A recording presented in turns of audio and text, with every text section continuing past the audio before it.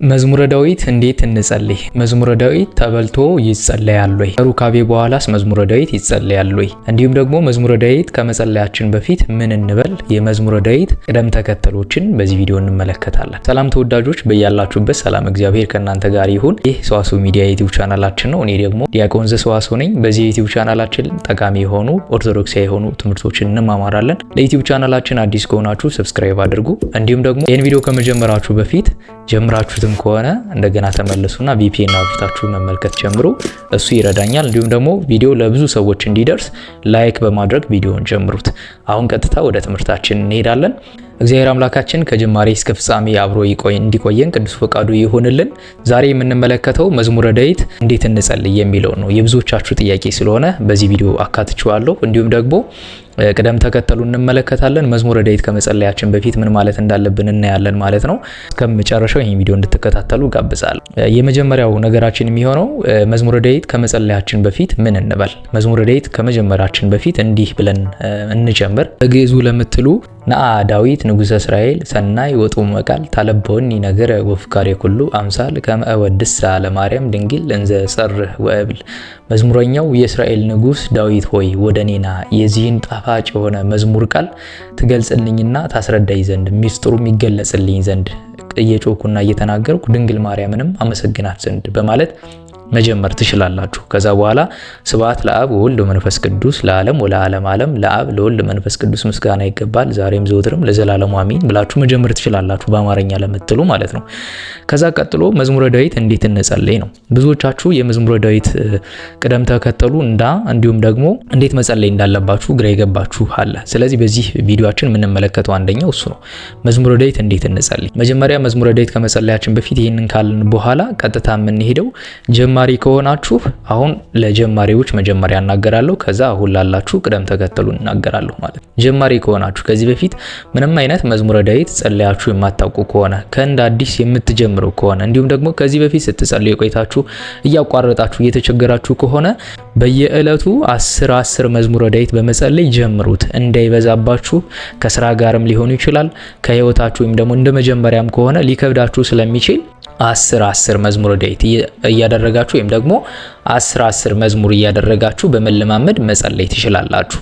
ስለዚህ እሱን እንዴት እናደርግ? የመጀመሪያው ለምሳሌ አንድ ሰው ዛሬ ዕለቱ ማክሰኞ ነው፣ ይሄንን ቪዲዮ የቀረጽኩላችሁ ከመጀመሪያው ጀምሮ ነው መጀመሪያ ያለበት። ፍካሬ ጻድቃን ወዘሃጣን ወይም ደግሞ በክፎች ምክር ያልሄደ በኃጢአተኞች መንገድ ያልቆመ ከሚለው እዚህ ትጀምራላችሁ፣ አንድ ብላችሁ ማለት ነው። ስለዚህ አንድ ካላችሁ በኋላ እስከ 10ኛው መዝሙር ትሄዱና 10ኛውን ጸልያችሁ 11ኛው ላይ ታቆማላችሁ ማለት ነው።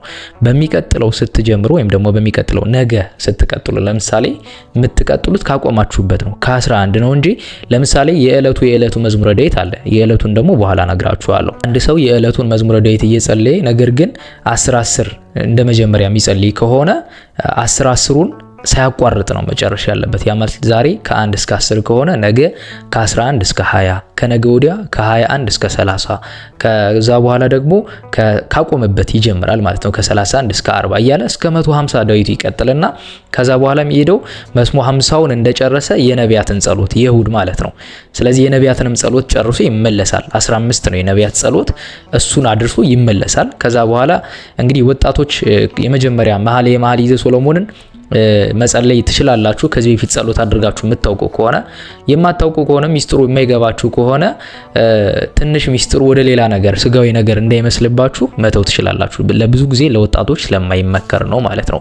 እሱን ታደርጋላችሁ ማለት ነው እንጂ ለምሳሌ ዛሬ ከ1 እስከ 10 ጸልዮ ነገ ሂዶ ከ31 እስከ 40 ያለው መጸለይ በጣም ይሄ ነውር ነው፣ የተከለከለ ነው። ማለትም መዝሙረ ዳዊት አባቶቻችን ለመዝሙር መከፋፈያ ለዜማ እንዲመች ተከፋፈለ እንጂ ወጥነት ያለው መዝሙር ነው። ሰው የሚችለውን ነው ከዛ አውጥቶ የሚችለው። ግን አባቶቻችን እንዲመቸን ለኛ እስከ ስራ ብዛት ከስጋዊ ነገር ብዛት እንዲመቸን አድርገው ከፋፍሎ ስላስቀመጡት የዕለቱን ከዚህ ቀጥሎ ነግራችኋለሁ። ነገር ግን ከዚህ በፊት ጀምሮ ጸልዮ የማያውቅ ሰው ከሆነ ግን መጀመሪያ ያለበት ከ10 መዝሙር ከ1 እስከ 10 በየዕለቱ 10 መዝሙር አንድ ንጉስ ይባላል። እሱን ይጸልይ። 10 መዝሙር አንድ ንጉስ ይባላል። ስለዚህ ዛሬ 1 እስከ 10 ከሆነ ነገ ከ11 እስከ 20 ከነገ ወዲያ ደግሞ ከ21 እስከ 30 ከዛ በኋላ ደግሞ ከ31 እስከ 40 እያለ ይሄዳል ማለት ነው። በዚህ እየተለማመደ ወደ ዕለቱ መዝሙር የዕለቱን ሙሉ መጸለይ ይጀምራል ማለት ነው። ስለዚህ የዕለቱ ከስንት እስከ ስንት ነው ስንል የሰኞ ከ1 እስከ 30 የማክሰኞ ከ31 እስከ 60 የረቡ ከ61 እስከ 80 የሐሙስ ከ81 እስከ 110 የአርብ ከ111 እስከ 130 የቅዳሜ ከ131 እስከ 150 ቅዳሜ መኃልየ ሰሎሞን አመተ የሚጸልዩ አባቶቻችን አሉ። ብትጸልዩት ጉዳትም የለውም። እሁድም ይጸልዩታል። የእሁድ ብዙ ጊዜ በተደጋጋሚ የምትጠየቀው የእሁድን መዝሙረ ዳዊት ነው። የእሁድ መዝሙረ ዳዊት የነቢያት ነው። 15ቱ የነቢያት ጸሎት ነው። የሚጀምረው ከየት ነው ካላችሁኝ እዚህ ጋር ላሳያችሁ። የሙሴ ጸሎት ብሎ ይጀምራል። የሙሴ ጸሎት የሚል አለ በአማርኛ ለምትጸልዩ ማለት ነው።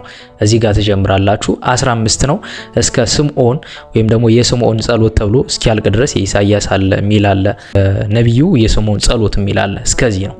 ጌታ ሆይ አሁን እንደ ቃልህ ባሪያን በሰላም ተሰናብተዋለህ። ዓይኖችን በሰዎች ሁሉ ፊት ያዘጋጀውን ማዳንን አይተዋልና ይህም ለአሕዛብ ሁሉን የሚገልጥ ብርሃን ለእስራኤልም ሕዝብ ክብር ነው። ጸሎተን ስምዖን ነቢይ ይሴት ስዕሮ ለገብርከ በሰላም እግዚኦ በከመ አዘዝከ እስመ ርእየ አዕይንቴ አድኅኖተከ አስተዳሎ ቅድመ ኩሉ ሕዝብከ ከመ ትክስት ብርሃኑ ለአሕዛብ ወክብረ ለሕዝብከ እስራኤል ይላል በግዕዙ ማለት ነው። እስከዚህ ድረስ ትጸልያላችሁ። የነቢያት 15 ነው። የነቢያት ጸሎት የእሁድ ጸሎት ነው ማለት ነው። እሱን ታደርጋላችሁ። ከዛ ካደረግን በኋላ ግን ሌላኛው የምትጠይቀው ጥያቄ ደግሞ መዝሙረ ዳዊት ተበልቶ ይጸልያል ወይ? አዎ መዝሙረ ዳዊት ተበልቶ ይጸልያል። ከጠዋቱ ውጭ ያለው ማለት ነው። የጠዋት ጊዜያችን ጸሎት አሁን ለምሳሌ የሰባቱ የጸሎት ጊዜያቶች አሉ አይደል? ቅድስት ቤተክርስቲያን ከቻልን ሁለቱን የጸሎት ጊዜ እንድንጸልይ ነው የምትነግረን። ካልቻልን ሁለቱን ጊዜ ቢያንስ እንድንጸልይ የጠዋትና የማታ። ስለዚህ በጠዋት የጸሎት ጊዜ መዝሙረ ዳዊት ወይም ሁሉም የጸሎት መዝሙረ ዳዊት ብቻ ሳይሆን ሌሎችም ጸሎቶች ውዳሴ ማርያምን በሉት ተበልቶ አይጸለይም በጠዋቱ።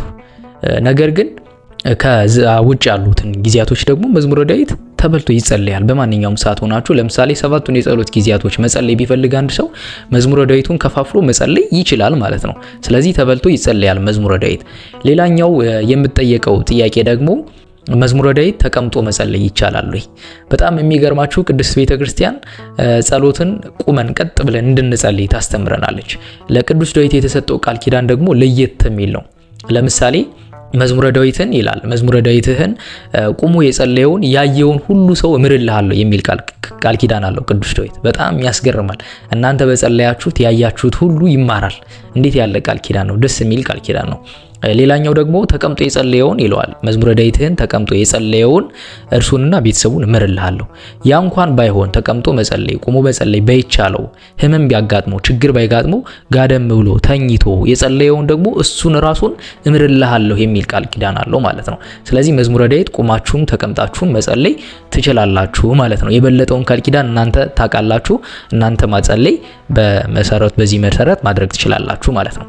ሌላኛው መዝሙረ ዳዊት ከሩካቤ በኋላ መጸለይ ይቻላል ወይ? ህልመ ሌሊት ቢገጥማችሁ ወይም ደግሞ ባለትዳሮች ሩካቤ ስጋ ከፈጸማችሁ በኋላ መጸለይ ይቻላል ወይ ነው ሌላኛው። እውነቱን ለመናገር ትዳር በራሱ በእግዚአብሔር ዘንድ የተከበረ ነው። በቅድስት ቤተክርስቲያን ተጋብተው ህይወታቸውን የሚመሩ ህዝበ ክርስቲያን ጋብቻቸው ንጹህ ነው። ቅዳሴያችንም ይላል እኛ ጋብቻ ንጹህ እንደሆነ እንናገራለን፣ ልደትም ርኩሰት እንደሌለበት እንናገራለን ይላል ቅዳሴያችን። ስለዚህ ትዳር ሩካቤ የተቀደሰ ነው በእግዚአብሔር ዘንድ ባለትዳሮቹ ማለት ነው። ከትዳር ውጭ ያለው ግን ያው ዝሙት እንደሆነ ሁላችንም እናውቃለን። ስለዚህ ከትዳር በኋላ ያለው ሩካቤ ቅዱስ ስለሆነ የተቀደሰ ስለሆነ ማድረግ የሚገባን መጸለይ ነው የሚገባን ማለት ነው። ከቻላችሁ ታጥባችሁ ውሃ ካለ ከሌለ ደግሞ ምንም ችግር የለውም ተነስታችሁ መጸለይ። ህልመ ሌሊትም አንድ ሰው ቢያጋጥመው እንደዛ ነው ማድረግ ያለበት። ከመጸለይ መከልከል የለበትም። ቢቻለው ታጥቦ ባይቻለው ግን ቆሞ ይጸልይ። ምንም ችግር የለውም። እግዚአብሔር አምላክ ጸሎቱን ይቀበለዋል። እሱ የመጣበት ስለ ህልመ ሌሊት እንመጣበታለን። ስለ ሩካቤም ስጋ በአጠቃላይ እመጣበታለሁ። ሰፋ ያለ ቪዲዮ አዘጋጅቻለሁ። እሱንም ፖስት አደርግላችኋለሁ ማለት ነው። ስለዚህ በዚህ መሰረት መጸለይ ትችላላችሁ መዝሙረ ዳዊት ማለት ነው። ሌላኛው መዝሙረ ዳዊት የማታ መዝሙረ ዳዊት ደግሞ የትኛው ነው በተደጋጋሚ የምትጠየቀው።